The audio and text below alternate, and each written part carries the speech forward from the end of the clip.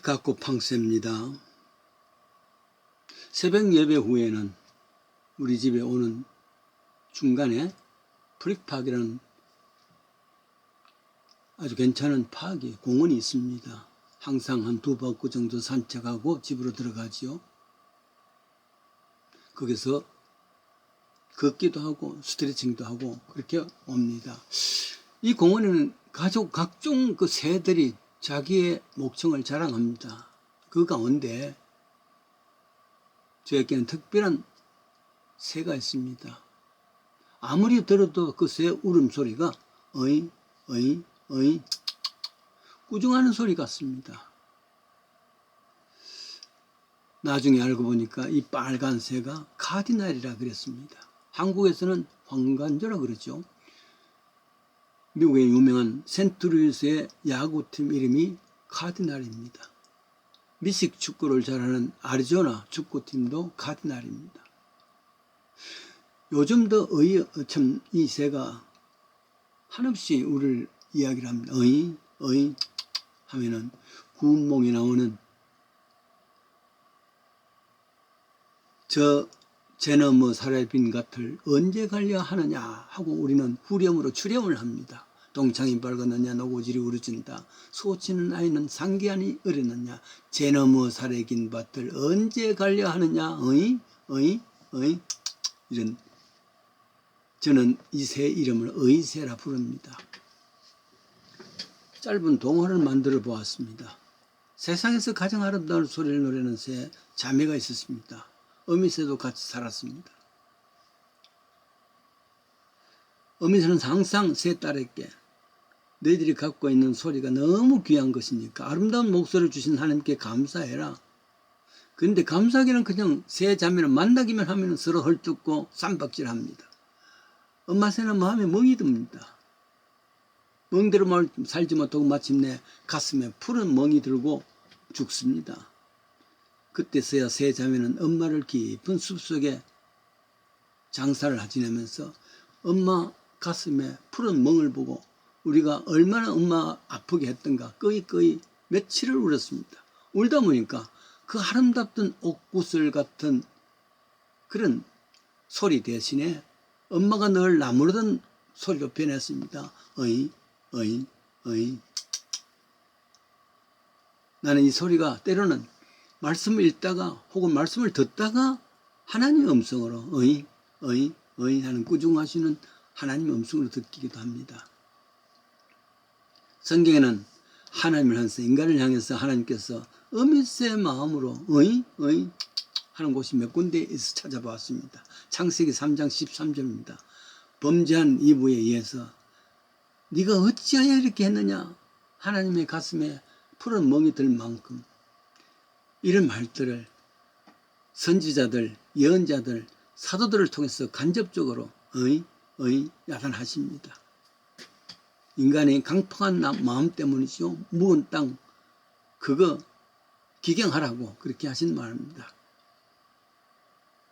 얼마나 많이 아픔을 줬나 하면은 예수님께서 어찌하여 나를 버리시나이까 하는 그 심정으로 시퍼렇게 하나님의 마음에 멍이 들 수준합니다. How can you do it? 우리 첫 번째로 생각해 봅니다. 여호수아를 통해서 전달하신 말씀입니다. 여호수아 7장 25절입니다. 네가 어찌하여 How can you do it? 우리를 괴롭게 하느냐. Why bring this trouble? 가나안 정복 중에서 제일 큰 성은 여리고 성 아닙니까? 그런데 삽시간에 함락됩니다. 전적으로 하나님의 은총이었죠. 그 다음에 성 아이성입니다. 10분질도 안 되는 작은 섬인데 그 성에 가서 3천 군사만 갔는데 혼비백성 쫄딱 망합니다. 백성들이 마음이 물같이 녹았다 그랬습니다. 하나님께 원망 기도했습니다. 하나님 어째서 이런 결과가 됐습니까? 이유를 말합니다.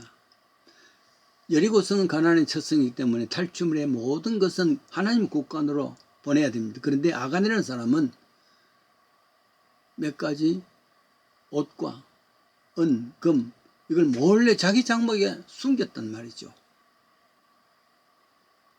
나중에 잡혔습니다. 그럴 때 하는 말입니다.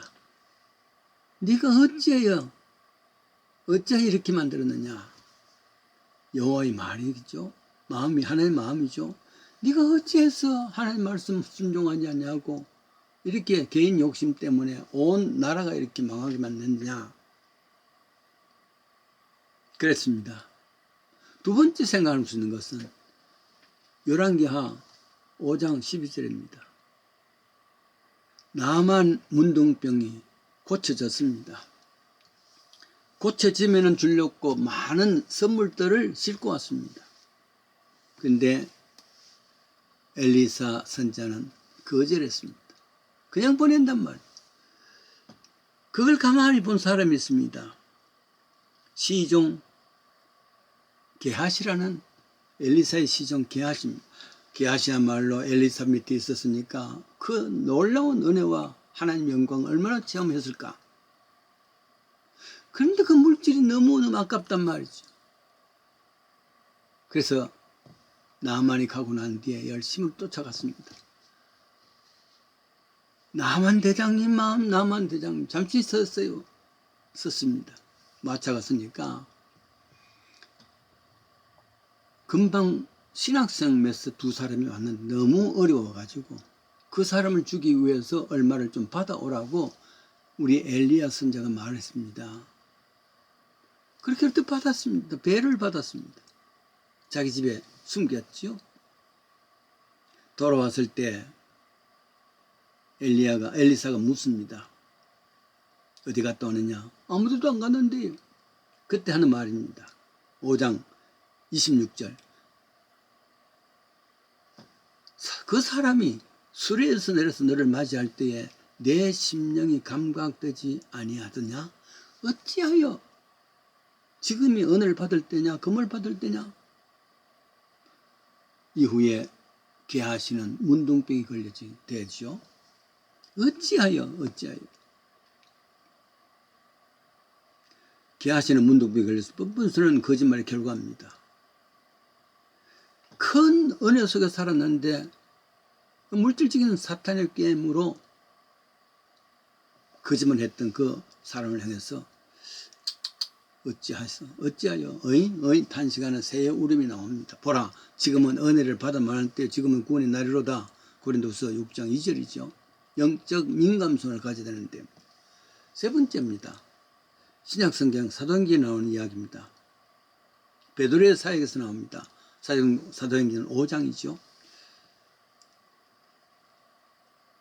사도행전 3장에서 은혜가 폭발해서 베드로의 한 번 설교에 3,000명, 4,000명 회개를 합니다.